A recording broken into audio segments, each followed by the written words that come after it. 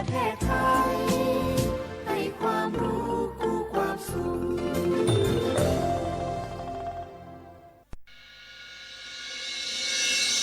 สถานีวิทยุกระจายเสียงแห่งประเทศไทยจังหวัดเชียงใหม่ AM 1476 กิโลเฮิรตซ์สถานีวิทยุภาคภาษาชาติพันธุ์แห่งเดียวในประเทศไทยที่มีความทันสมัยเชื่อถือได้สร้างอัตลักษณ์กลุ่มชาติพันธุ์สู่สากล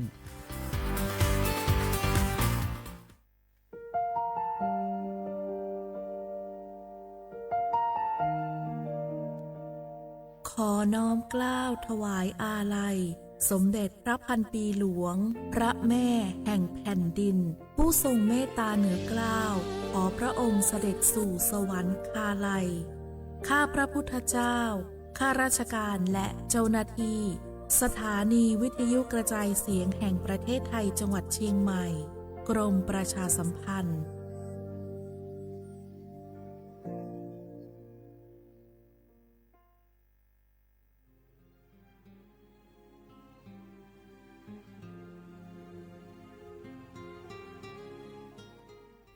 This is a moment of profound grief for the Kingdom of Thailand. The collective voices of Radio Thailand Chiang Mai join the Thai nation in mourning the passing of our beloved Queen Martha, Her Majesty Queen Sirikit. Her life was a testament to the unwavering service, grace, and deep love for the Thai people. Our humble condolences and thoughts are with His Majesty the King, the royal family, and all the Thai people during this deeply sorrowful time. We will remember her forever.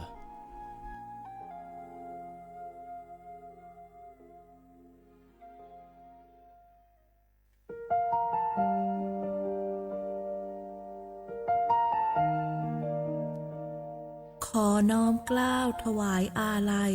สมเด็จพระพันปีหลวงพระแม่แห่งแผ่นดินผู้ทรงเมตตาเหนือเกล้าขอพระองค์เสด็จสู่สวรรคาลัยข้าพระพุทธเจ้าข้าราชการและเจ้าหน้าที่สถานีวิทยุกระจายเสียงแห่งประเทศไทยจังหวัดเชียงใหม่กรมประชาสัมพันธ์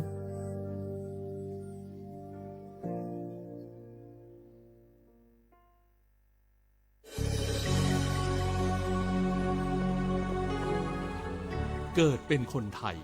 เติบโตบนผืนแผ่นดินไทยจงภูมิใจในความเป็นไทยชาติไทยเรานั้นนับเป็นชาติที่มีความเป็นมาเก่าแก่ยาวนานเรามีภาษาวัฒนธรรมและมีสิ่งต่างๆที่เป็นเอกลักษณ์ให้เราได้ภาคภูมิใจในความเป็นคนไทยเราควรเห็นคุณค่าและมีความรักชาติหวงแหนแผ่นดินอันเป็นมรดกของบรรพชน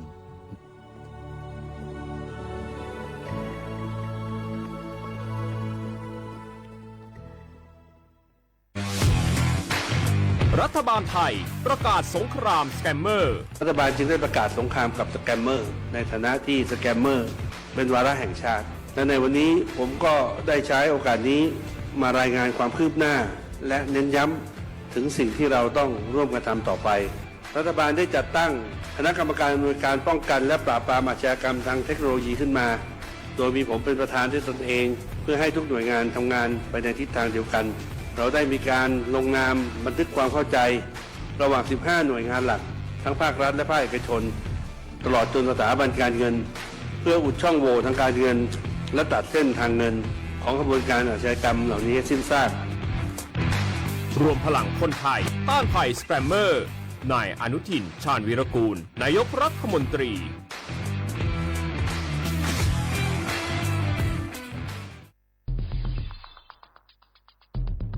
แค่3 ปีความเสียหายจากอาชญากรรมไซเบอร์ของคนไทยพุ่งทะลุถึง 94,000 ล้านบาทหรือเฉลี่ยปีละ 30,000 ล้านบาททุก1 ชั่วโมงเราเสียเงินกว่า 3.4 ล้านบาทให้กับมิจฉาชีพออนไลน์โจรไม่เห็นใจคนอาชีพไหนอายุเท่าไหร่สถานะทางการเงินแบบใดหมอพ่อค้านักธุรกิจนักเรียนแม่บ้านข้าราชการเกษียณทุกคนตกเป็นเหยื่อได้เสมอและวันหนึ่งอาจเป็นคุณหรือคนที่คุณรัก ราะจุดอ่อนร่วมของเหยื่อคือความเร่งรีบขาดสติหรือแม้แต่บางครั้งก็เกิดความโลภจนเกินไปอย่าปล่อยให้การกดคลิกเดียว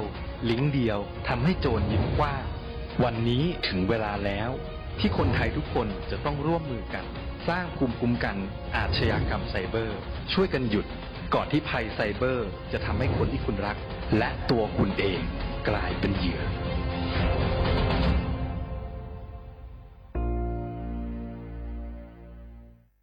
นี่รู้กันไหมสิทธิบัตรทองหรือบัตร30 บาทเป็นสิทธิหลักประกันสุขภาพตามกฎหมายที่ช่วยคุ้มครองคนไทยทุกคนให้เข้าถึงบริการสุขภาพที่จำเป็นโดยไม่ต้องเสียค่าใช้จ่ายเลยนะครอบคลุมทั้งการรักษาพยาบาลการป้องกันโรคการฟื้นฟูสมรรถภาพทางการแพทย์เรียกว่าช่วยให้คนไทยอุ่นใจกันเลยทีเดียวสอบถามเพิ่มเติมสายด่วนสปสช1330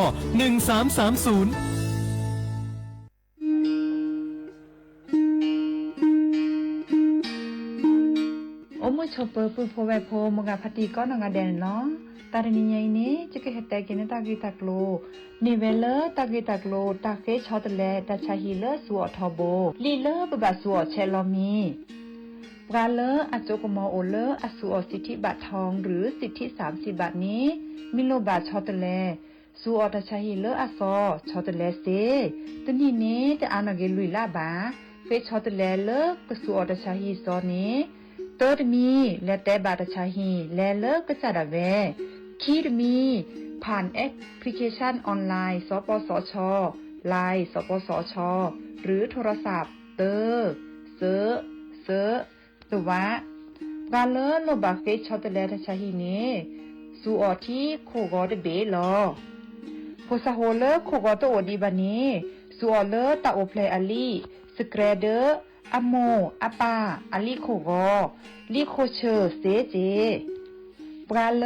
โลบาสูอตชาฮีเลตโลเดลิโคโกอัลโลโอลโชบานีมาตาลอติเซดาเวสูอเลลิอุซาเลปะกะจาอเดเลเปเลโออตาลิเลอลอติลอเชลิเลเปลอทีเปเปลอมอูเปนี่ลอ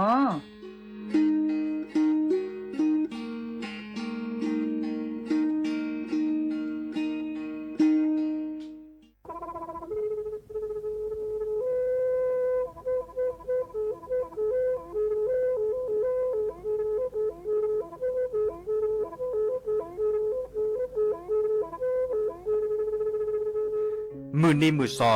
เลอะวันที่29ตุลาคมนี่ที่กระโทษใจกระจายคือชินยิและบุขีในหนอปาแก้คนน่ะมีเวลาเลือกคณะรัฐมนตรีดอเวดาเห็นเมื่อเลือกปาซึดแลเกตากิบาคาคือเลือกปากุปกันยอนเลอะแต่แก้ดิปาจดแต่โพบาเฮโอเลือกทีละก่อเฮโอเลือกก่อจดแต่พาซิลีแต่จากคอนเลือกที่ก่อตามมาหลบพิกะอักเวลอเวดาเลือกมาตรา17แห่งพระราชบัญญัติคนเข้าเมืองพศ2522ดิสอบการเลยเฮาเลือกก่อจดแต่ซิลีขอขอในบลเนเนเมบาซาเลือกเชลิเชจ่าและขี้เนอแควเลืออบากิบาเกเลือนกแก่ทอบก็จดแต่โพเนเนแลเซ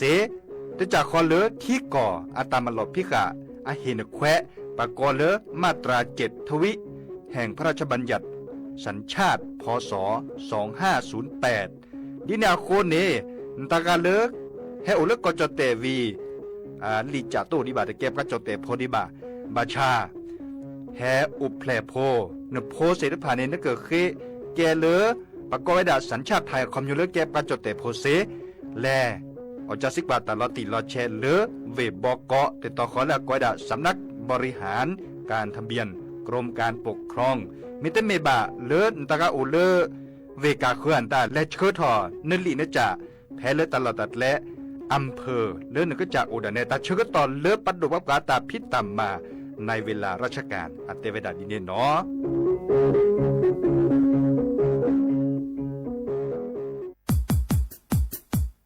ดอปูแวปักญอโพนเมบาซะสู้อ่อนมืออ่อนเลวิทยุกลือหลอก็จะเตเวกีแม่ตอนยาอีบอบบาเนบาคาคือเล่นตัดพิตามมาตัดพิออมมาออจดแต่กว่าก็ได้และสนใจโฆษณาเนื้ออดจัดสิกว่าสวทเชียงใหม่เบอร์โทรศัพท์053 276 068เมตเมบะ092 246 8579เสทอมโบลอ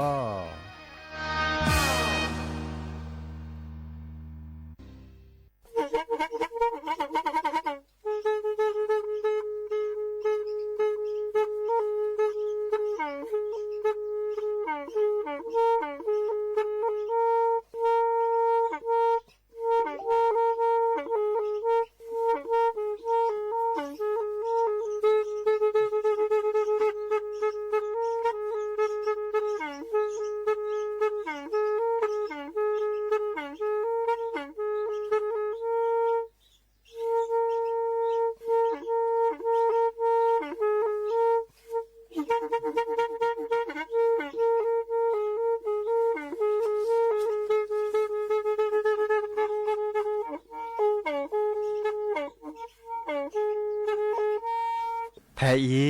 วิทยุกลือหลอก็จะแตะเวกีแม่ตะกะโทนลุยกะจานยี่ชื่อคือกิโลเฮิรตซ์ตาเชอกระต่อเปอปากระหลือปากระยอกหลอกตืออีสู้อเมญาเปก็เห็นเหล่านั้นและตาสูมือซ้ำมือตากระเจาะตาละแก็บดูแก็บโผล่และติเลื่อนนกออัตโคเนและกะนาหลอเจอบาค่าคือตาสูมือซ้ำมือสก้อเนาะ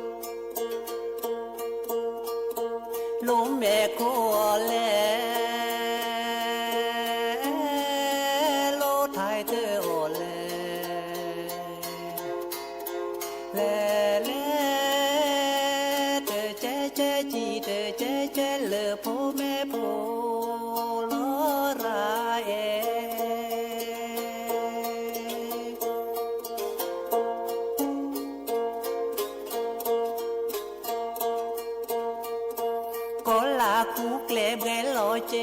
ก็คือมือมีหมอเตเกทอลุยเปลอเตกรือครือเจแปรคือมือเตแปรคือ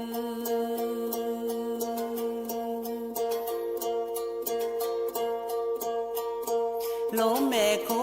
แล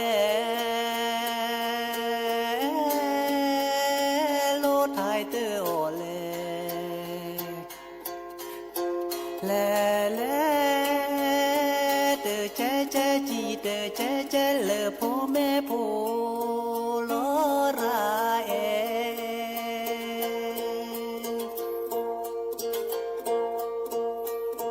น้องว่าแชพโลลูเตเรปาลูปาลอปาเดเมซอซีโคซวาโมแพคือซวาสูลอเบสูลอบือ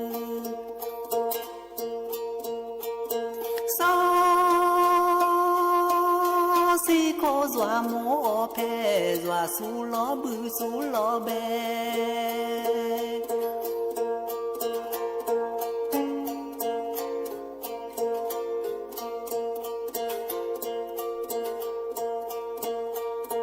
โลเมโคแลโลไทยเตออแลแลเจจีเตเจเลพ่อแม่โพลอราเอ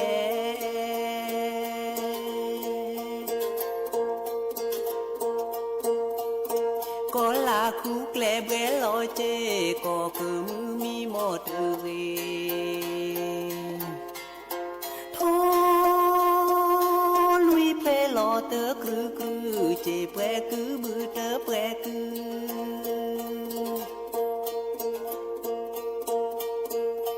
น้องว่าแชพโลลูเตเรปาลูปาลอปาเดเมซอซีโคซวาโมแพคือซวาสูลอเบสูลอบือซอซีโคซ zwa mo phe zwa su lo bu su lo be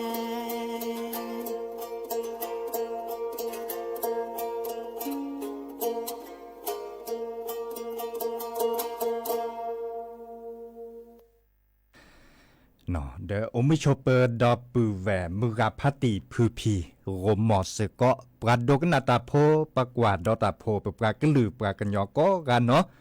ta chu ka to mu go kho queen nari le tu le anari te chi he to ko lo sa phe le ta lo tat le วิทยุกลือหล่อก่อจเตเวกีแม่แต่ตอนใหญ่เนาะเรดิโอไทยแลนด์เชียงใหม่สวทเชียงใหม่อย่าดีเจเสมอเนาะจอสัปปิเสมอเฉลิมสิริวงชัยเฮโตกอดับปูแวซิโซโดหรอเฮเฮบาลอซาตัวดูตัวจลอซาดยาเซเจเปิดเบอร์โทรศัพท์053-276-007ว่าแจเซอคีนุยคือเนาะว่านุยเกลอซากุมอสกอดิซอเลเฟซบุ๊กอะปูเซเจเนาะเลออนไลน์อะปูเลเพจสวทเชียงใหม่ AM 1476กิโลเฮิรตซ์เมตมีบาเดเลวิทยุ FM 103.50เมกะเฮิรตซ์เมเกเล FM 104.25เมกะเฮิรตซ์เมเกเนาะโลบาเคโดกนาตาสุมือซ้ำมือตาสวิซาเชอไม่มีเลออนไลน์อะปูเดเกวลอตะกะโตเกวเนาะดิซอเลเซชิลอซาเกวจันนี่เปซื้อมาตาเตกาบะเนาะแค่นี้เนี่ยปกว่าเลตากระจอนตาเนี่ยดิซอเลตาเลปกบาเตสิญญาคือดอปูแวนเมวดาตาละลดโดก็เตอบาคะคือเลตาคือตัดเลละทีละก่อเนาะดิซอเลก่อจอเตอาเชอดอเลก่อกัมพูชาอาเชอตัดดื้อหลอซานตาโตก็ต่อดีบ่ะเนาะดื้อหลอซาดิซอเลแค่นี้เนี่ยปกว่าเลก็จอเตในแลปกเลเลดื้อเดอขี้ขคีนี่เกเลตลอดตัดเลดิซอเลเกที่ก่อนเลก็จอเตตาเนาะปกเลแผ่นดินไทยเนาะดิซอเลจอเตกว่าก็ได้เลผืนแผ่นดินไทยเอาไว้ดาตดูแลตอเลอปูขี้เนก่อกัมพูชาเนอาแฮมาทออัดเดออัลลอมาทออซุโพตามัลลอนตาเนาะตดูแลต่อข้อในดอนในแค่นี้เดอเลซุโพเลโซกอเนาะเลก็จอเตเดขึ้นในขคีวดาเนี่ยเกตบลือละตอเลียวเนี่ยตบลือละตอบาชาตะก็เตอดีบ่ะเนาะมีวดาเลปกว่าดิซอเลตะก็จอนตาเนี่ยตาบัดที่บัดโดอันตาโอเจเนาะปะจอเตโพปะแกซื้อโพแล้วก็จอเตบัดที่บัดโดสิโจวดาอากาเจเนาะเดบาเฮกิเฮบาเนาะปะเลแกซื้อโพแล้วก็กัมพูชาปะเดสิโจราเจเนาะตาเลก็จอเตโลบามาโลบาซึดแล้วละเคก็เตมีวดาเลตลอดตัดเลดิซอเลตากระดูทอตาตมือก็คือบาดกระดูทอตาลอบปลีลอบพื้เนาะส่วนแม่ยาปากะเก็บบัดที่บัดโดเกลโพลลีดิซอลชอดาไว้แล้วก็จอเตะอะกอเนาะดิซอลก็เชอซื้อพัวตามันหล่อแล้วก็กัมพูชาตาเพื่อแลตอนเลยปกว่าแล้วลอบปลีเนาะบาดบาเลส่วนแม่ยาปาในก็บัดที่บัดโตเดเลก็จอเตะซื้อพัวแล้วก็จอเตะเด้อไกลกเวดาเลือดช่วยเนาะก็ต่อพระทุเลตลอดตัดเลปะกอยดาเลคาสิโนเนาะคาสิโนเลอาเกตาตลอดตัดเล่ตอนเลือกก่อกัมพูชาเนี่ยดิซอเลอะคุเนตโลคุเนเจนยอกเตอเนาะเลปากดาคาสิโนปากเกตามุตาจวยอันตาจานี้ปากเกตปัดโดแพปากเกตตามุตาจวยก็มีเนาะเอาไว้ดาแพเลคาสิโนปูข้อเนี่ยเลคาสิโนปูเรคาเนี่ยตลอดตัดเล่คาสิโนปูเนี่ยอัตตอนเนี่ยพับโหเลปากเลซื้อพอจึกเวคอกเวเนาะซื้อพอแล้วก่อกัมพูชาอาจึกเวคอกเวเมสินนับกับบ่มเมปวนตาและพาเวดาเนาะแลดิซอลมอตอกาพัดโดเลสินาพัดโดโลพัดโดอันตาเลพาเวดาติบลุลาตอเลคาสิโนอะปูเนาะข้อในบลเนี่ย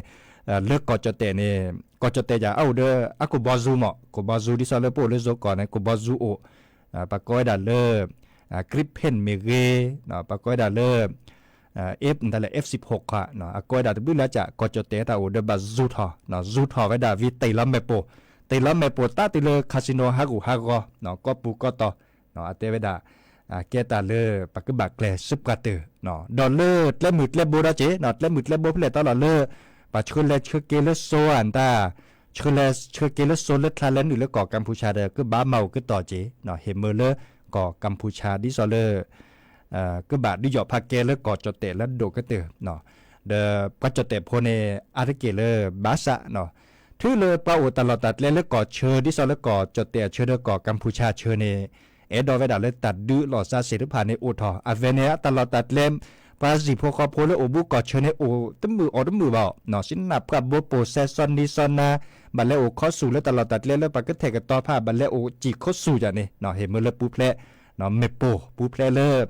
สินนับกับโบเนาะเดบาชาภาษีพวกคอโพลในเดเอดอเวดาเนาะเอดอเวดาเลยดูตาตุลวีเนาะเห็นมือแล้วตลอดตีลอดแช่โอทอเขาในบาซัวเมียปาเดประจดเตโพดขึ้นในซัวเมื่อเต่ามูเลตัดดิจอพักแกอโคเนาะอมมือและซัวเมียปาติเลโพลเลียโจเนาะเทวดาดินดินาโคในปกบาเฮกิเฮบาและติเลปาแกซูโพอากอก็กะเฮกิเฮบาดิกุดิกาไม่ได้เซบาโอเลดิซอเลปากอเลตาโตเจมาเจลันยอกกะเตอโอเวดาดะค่ะเนาะบาค่าคือเลปะฮิลอเลปะซุยจานี่เนาะฮิลอเลปะซุยปะทีเนาะปากอดาเลบริจาคโลหิตเนาะอีคาเนตลอดตัดเลยแล้วตัดใช้เหียปูนี่แหละเสก็ต่อเนาะตัดใช้เหียปูนี่เนาะนี่แหละเสก็ต่อละเนาะเราช็อตเอาไว้แล้วแกปัดดูว่าการตัดพิษตามมาเนาะโรงพยาบาลประจำจังหวัดเนาะดิซอเลอร์ตัดใช้เหียแล้วโอเวแต่อำเภอเนาะนี่แหละฮิลอใน4นาทีแล้วบริจาคโลหิตเนาะเสเนาะดิซอเลอร์แค่นี้ในปากกบาซัวเมื่อมีอัดโลตเมเทกก็บาซัวเมื่อแล้วชายแดนดิซอเลอร์ก่อเชอเมื่อเลอก็บาและยุดและยาปการและบัตรที่บัตรโดเลิบตัดด้วยเสื้อคาตเมทเทดาเสรผ่านในบาชาใน4นาทีเนี่ยแกบลือแกบโผเลวดามีอาจาเนาะดิซอเลโตเจมาเจอประชมมิโชเกและกะคือเดเซประบัตรที่บัตรโดและมอตติมอตการโลบาสุยทีเลอัตเลก็เตอโตเจมาเจอเซลินเนะเมบริจาคเลือดเนี่ยเนาะบริจาคโลหิตเนี่ยเนาะใน4นาทีแล้วโอนเนล้นจอดได้อาเกทอเนาะเตาชวดเลได้อาเกเนาะอีคาเดปือพอแบบพลมิญอนดิซอเลและฮิลอและสุยเทียนตาเดเลฮิลอเสทอบโบก็มึนนี้ล่ะเนาะก็มึนนี้เฮบอบาคือดับเวดีเนี่ยเนาะโอดอลเลตาบูตาบาคาระจอแค่นี้เราได้บูถอดเลิกกระตือตาเชื่อต่อเลิกคริสต์มาสตาเชื่อต่อลีเนาะกระตือเลิกคริวแคลเดคอดับเวเลดิซอถือท่าดาแกดิซอเลบาคริสเนาะดิซอเลแกปาคริโพเนาะเดแต่บลูลาซีแต่บลูลาต่อเดก็ปราบทะลออัตาคูตาพอปราบพลามันลำมากกว่าตุลอคอเชออันนี้ถอซอตาจันนี่เนาะไม่เมเลอร์กอนลาก่อนไม่เมเลอร์จิปูกอตรุก่อนดิซอเลอร์อัดถือท่าตาเล็กแกปาคริโพเนี่ยปราบพลามันลำมากกว่าเวดาโดก็เต๋อหรอเนาะเดเลอร์กอจอแต่ดิซอเลอร์โซก่อนดับเวปาคริโพเนี่ยโอเวดาติจิกาจิบะเนาะดินาโคเนี่ยเดประสบคิสันยอจันนะดิซอเลอร์ตัดเชื่อต่อมือนี้มือซอเครียวแผลแกแฮตือเนาะโอเดตาเบมือซาพรีโอเดตาสุพิสัญญาเนาะตกก็ตาเทมือเทียเรก็กะเนาะก็จะว่าโชเรปือพอแบบพอเนาะก็ดีก็กะเนาะเดิมไม่เมเลิกการและถือท่าดิซอเลอร์บาก็จะทุกก็จะว่าและซอกคาร์ปาเดอดีเนเจอาตาพิตามาเล่นนิทอซอโอเจเนาะอินเนเลลาปะก็เลลาซีเลมือนี้มือซอวันที่19ข้อในดอนเนลาเมทอดอลเลอร์ซอดบิเนาะวันที่20เนาะลาทอกดอลลาร์ซอดบิเนาะวันที่20ลาทอกดอลลาร์ซอดบิเราเด้ปลาเล็ดถือท่าดาดิซอลเลบาก็จะทุกก็จะจาเนี่ยอาริกิเลจวาเวดาดิซอลเลมือเล่นลาเจเนาะกว่าเวดาเล่นลาเนาะลาเม็ดถอดได้ก็ดันนีทอซอยแฮตือเลเนาะไม่มีแล้วปลาก็ลือปลาก็ย่อตาเนี่ยตาแต่ลานยาอีดิซอลเลลาเม็ดถอดดอลลาร์ซอดบิได้ก็ดันเลลาเลเตเลเนาะเตเลได้คอมยตุลอกคอเชกดอนนีทอซอตลอดตัดเลอาปูอาตอดิซอลเลถือท่าดาบาก็จะทุกก็จะจาเลซอคาดิเนเจมือนี้มือซอเลนี่เลลาเลเนาะเลลาซีดิซอเลมือนี้มือซอเลชิคุยตลอดตัดและอาปูอาตอเกอมาบุมาบาดาตุลอกคอเชเรียนี่ทอซอมมาบุมาบาเรนี่หลอลีจานี่ยะเนาะดิซอเลก็ได้ส่งท้ายปีเก่าต้อนรับปีใหม่เนาะอีคาดาโอทอเวดาสกุเจดูสวอลและมือเจคีเนาะดูสวอลและมือเจคีโคคอดที่พระอาจารย์นิคมในดิซอเลเตเวดากระดูทอตาพิตามาเลดูสวอมมือเจคีเจเนาะดินาโคในปือพอแวพอโอเลมือเจคีดิซอเลโอบูตีดูสวรรค์และปราบพลาสกอปปราบพลาตาคุตาพอและชอแชและพลลีเฮเมเลอร์อัลเลเปรลอซาโอเดอร์ปะอุตสวีโอเดอร์ปะมันหรือมัทธาโอเดอร์ปากเกดอตากอม่วนตาเนาะมือนี้มือซอตชิคอตชิควีเนาะวันที่18วันที่19เนาะเพเลอร์ดูสวอลเลอร์โคคอติเนาะโคคอติดิแนวโคนี่ได้ไปให้บอบบาคือปือพอแวพอเนาะชอแชเฮเมเลอร์พลลีปราบพลาตากุบักกุเซตุลอคอเชสกอเลนีทอซอนลาทอซอเนาะเดินมาบุมาบาสกอตจันนี่เนาะ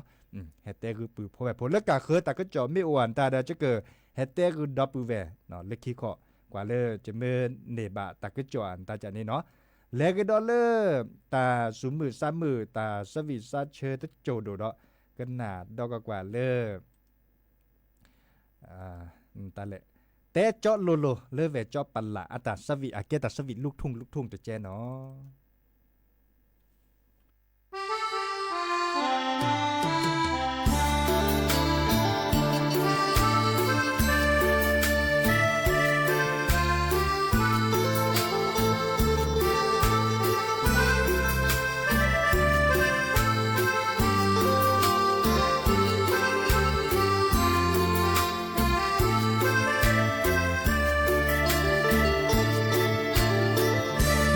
เตอจอเดือแต่โลโลกูยาเตอเอสาโมสาโอนาพาซิลีเนเตอดือนีเนแต่ตาบลอมีกูเววอยาดีเนสาเนเตอลอตีเนตาเกโตเตโออัลลอฮ์เนแต่เลเนแอจอเนคือพ่อฟ้าอาซอเจ้าสาวโชโมนาเปหอกจอพอเวโอเลเสทองนอเวแกเลปราดเนชโมพ่อควาสหรอเตเสพ่อควาสตาญาเจมาก็เจดิเลเตเวเนตาโชโมเนเมโชโมเลอาเกทีแลเลยญาแลเสญาแลเกเตนอเลเมเสลูกตาเดบอคาเอลอพาดาเวบาพาสาดีอาเกลอพาตาเอเกือบละแนเนตาเกือมาพระกาเมเกเนยาและขอจบลาลอน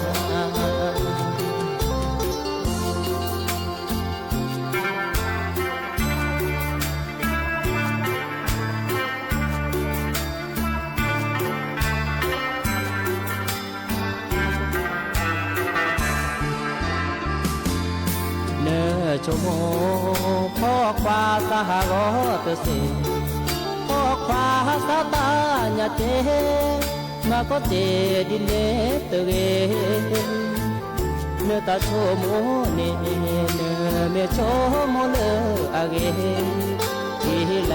เลยญาแลเสญาแลเกเตนอเลเมเสลูสาเดบอคาเอลอพาดาเวบาพาสาดีอาเกลอพาตาเอเกือบละแนเนตาเกือมาว่าราเมเกเนยาและขอจบลาลอน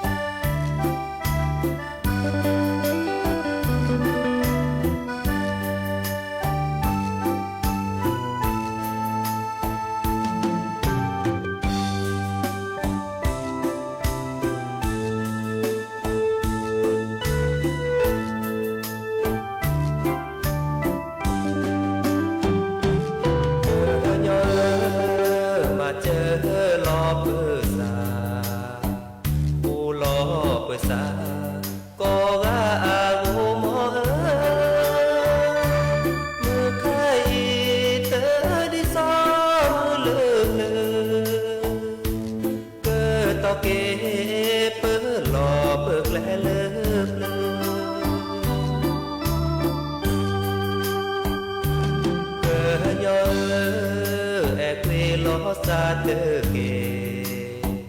ว่าปอกว่าจาเปบาเอโอเจมาดีเปแกกโยเลอาเกโมปามีมาโนมาเตเก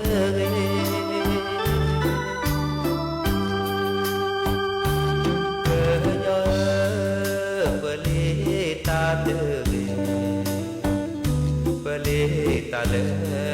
อาโลบาเจมาดีเปโกเกบาโมเจเกตอเกเกลือตาโอดาชูเปลาเปดาอูดาบาเกแกลเจเกตอเก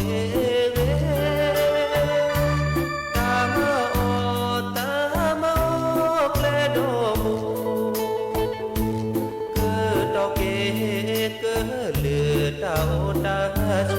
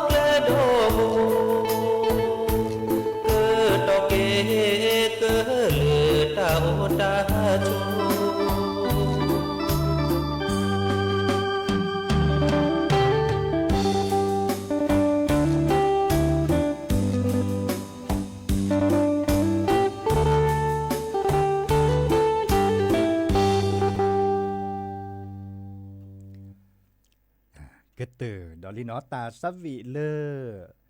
สระเดชอาตาเนาะอามีเลอร์ตะแหละเกินยอเนาะเอาดีแต่เพลดิแค่ขอเลอจะกระแทกระต่อคือดับเบิลแวบาค่าคือเลอซัจจาเตเรียเนาะแต่สวีที่สอนเลซัจจาเตเรก็บาค่าคือเลเฮคือเฮบ้าเหล่าซาตาจันเดกามุขอดับเบิลแวโลในปาดอเลออำเภอปายเวแมโฮซอเนาะโลมอนตะแหละก็ดามอนเหลือเขียเนาะเล่นในปานี่อะหลอดับเบิลแวเล่นในปากันหนาดอกปลาโอ้ดอจิเนาะเราชอดเอาไว้เลิกกวาดดอกปลาเลอ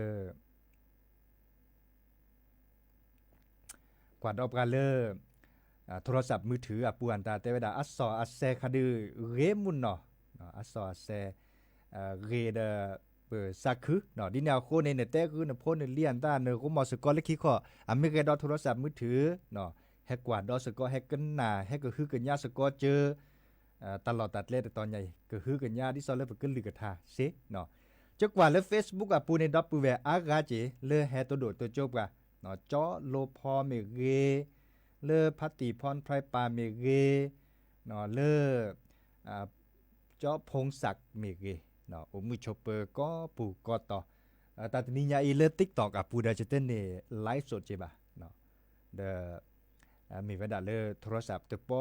เรบะเนาะดิสอเตคือดับปูแวลาปูขินในไม่เมเลอTikTok อ่ะปูดคันในบัดบลอๆไลฟ์บัดบลอๆแต่ไลฟ์แต่ปลาพลาแล้วจิบะเนาะเอาเลยโทรศัพท์บัดบลย้อนนึบัดบลอแต่ย้อนนึบะเนาะเดลอตติลอแชร์ก็ตัวเนี่ยกว่าดอลลาร์ Facebook กับปูดิซอลเพจสวทเชียงใหม่ AM 1476กิโลเฮิรตซ์นี่เนาะนึกว่าดอซิเดตากระจอนตาลึกก็คือเอาไว้ด่าอามีอาจารย์จิเนาะเดจะชั่วโมงเลิกแค่มาหาคอแต่ชื่อก็ต่อโออาร์เจจะเกิดแฮชแท็กคือดับเบิลแวร์ไม่มีแล้วก็คอถึงนิยายจะก็แปลกคือดอตัดสักวีตับเผือดอตัดสักวีเลอสระเดชอาตานี่หรอเขาก็ในบล็อกแค่ขอเพื่อกินแลกดอลหรือเลือดทาดิซอลดับเบิลแวร์เคยโดกันหนาเนาะเทวดาแต่แหละดอเคยโดกันหนามันก่อนเลิกมอเขือขี้อาอือหรือมาทาเนาะดินาโคเนก็คอถึงนิยายได้จะเกิดแต่ตาเปรย์หรอมอนก็ชวดเลเบมือซับเคก็กะเนาะให้เกตุก่อนเราสันเลิกแค่มาหาเนาะตาบลือ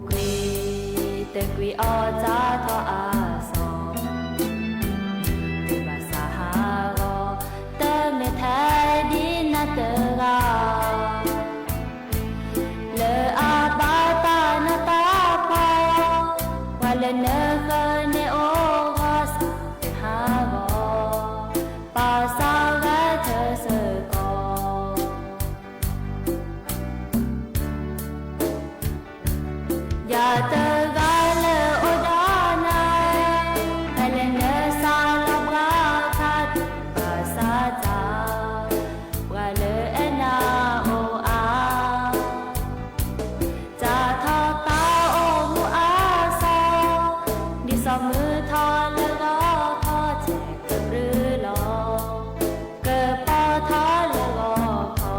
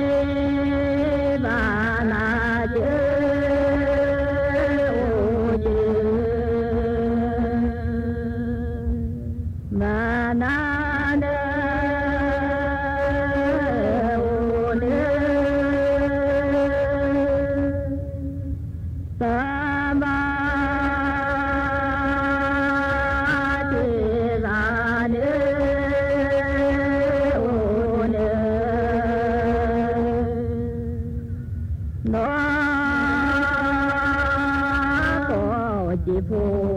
จิลีลาเย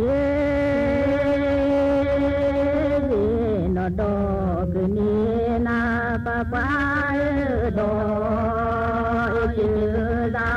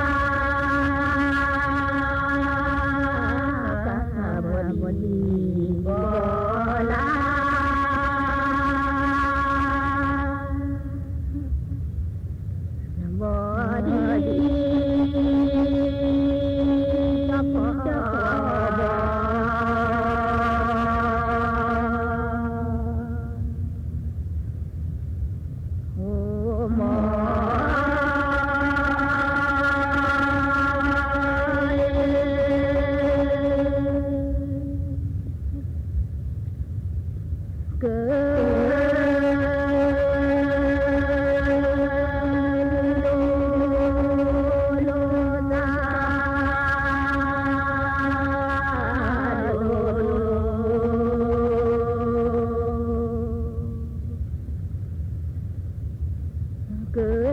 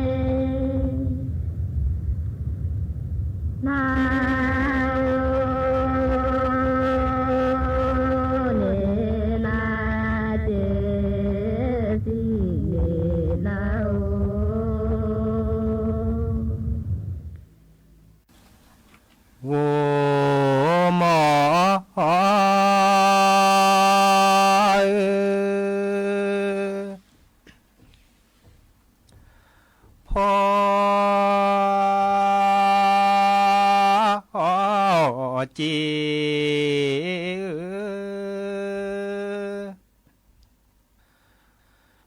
มาเนื้อสาสิพอเจมาเนื้อสาสิปา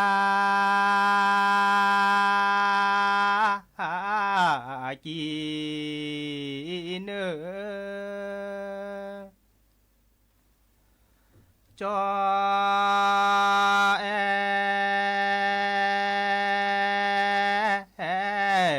เตเกปากีเนจอ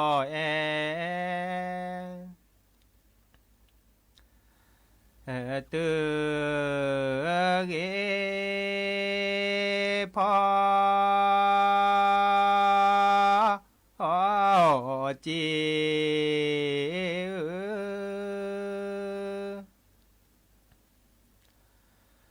มาเนื้อสาตพอเจมาเนื้อสาตปากีเน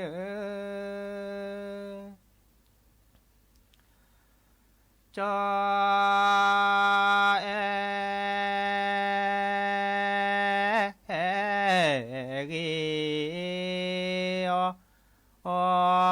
ปากีเนจอ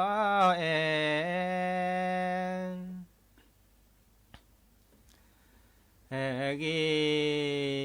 อนาดีเจโพชีลิลาชี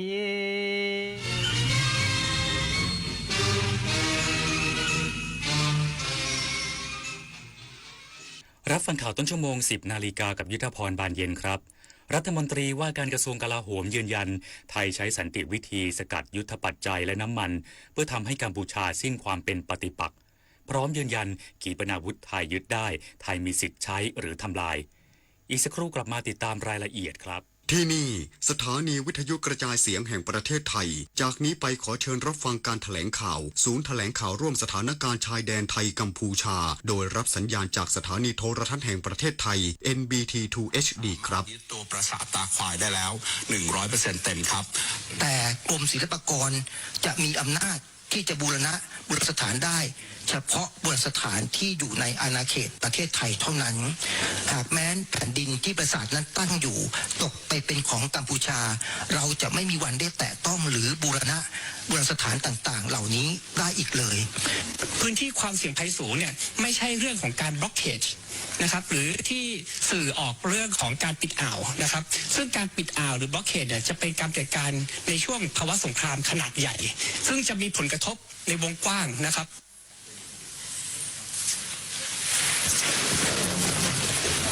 สวัสดีครับขอนำเข้าสู่การแถลงข่าวโดยศูนย์แถลงข่าวร่วมสถานการณ์ชายแดนไทยกัมพูชาประจำวันที่ 16 ธันวาคม 2568 นะครับในช่วงเช้าวันนี้เราจะมีประเด็นหลากหลายนะครับมานำเสนอให้กับพี่น้องประชาชนได้รับทราบถึงสถานการณ์ในห่วงเวลาที่ผ่านมาด้วยครับเริ่มแรกครับอยากจะขอนำเสนอในเรื่องของหลักยึด7ประการนะครับหลักการ7ประการของไทยเราในห่วงเวลาที่ผ่านมาต่อการปฏิบัติการทางทหารต่อสถานการณ์ชายแดนไทยกัมพูชาครับอยากจะนำเสนอในเรื่องของ7ยืนทั้งหมดนี่นะครับจุด7ข้อทั้งหมดครับก็คือไทยเราเองนั้นไม่ได้เป็นผู้ริเริ่มในเรื่องของสถานการณ์ความขัดแย้งในห่วงเวลาที่ผ่านมานะครับซึ่งต่างกันทางฝ่ายกัมพูชานั้นเป็นคนที่ก่อเหตุแล้วก็มีการยั่วยุ อย่างสม่ำเสมอนะครับจนนำไปสู่การปะทะแล้วก็เกิดความรุนแรงในห่วงเวลาที่ผ่านมาครับนอกเหนือจากนั้นก็ในเรื่องของหลักการยึดกติกาสากลในการปฏิบัตินะครับเรายึดหลักสากลในการดำเนินการอย่างมีสัดส่วนอย่างมีความจำเป็นแล้วก็มีการแยกแยะเป้าหมายต่างๆนะครับโดยมุ่งโจมตีเป้าหมายทางทหารเพื่อริดรอนขีดความสามารถของฝ่ายตรงข้ามครับนอกเหนือจากนั้นนะครับในเรื่องของการหลีกเลี่ยงการโจมตีนะครับที่เป็นเป้าหมายผลที่อาจจะมีผลกระทบต่อประชาชนพลเรือนนะครับในนี้เราให้ความสำคัญอย่างยิ่งเพราะว่าหัวใจสำคัญของการปฏิบัติการในครั้งนี้นะครับเราต้องการที่จะริดรอนขีดความสามารถของกำลังทหารนะครับเราไม่ได้มีเจตนาและไม่ได้มีความต้องการนะครับที่จะโจมตีเป้าหมายพลเรือนใดๆนะครับทั้งนี้พี่น้องประชาชนทั้งชาวไทยและกัมพูชาก็ยังเป็นเพื่อนบ้านที่ดีแล้วก็ยังเป็นเพื่อนที่สามารถอยู่ด้วยความสงบสุขได้นะครับเพียงแต่ว่าในเรื่องของระบอบฮุนเซนหรือระบอบของกัมพูชาเองนั่นแหละที่เป็นตัวก่อเหตุให้เรามีเหตุการณ์ต่างๆเหล่านี้เกิดขึ้นมาต่อไปก็คือในเรื่องของ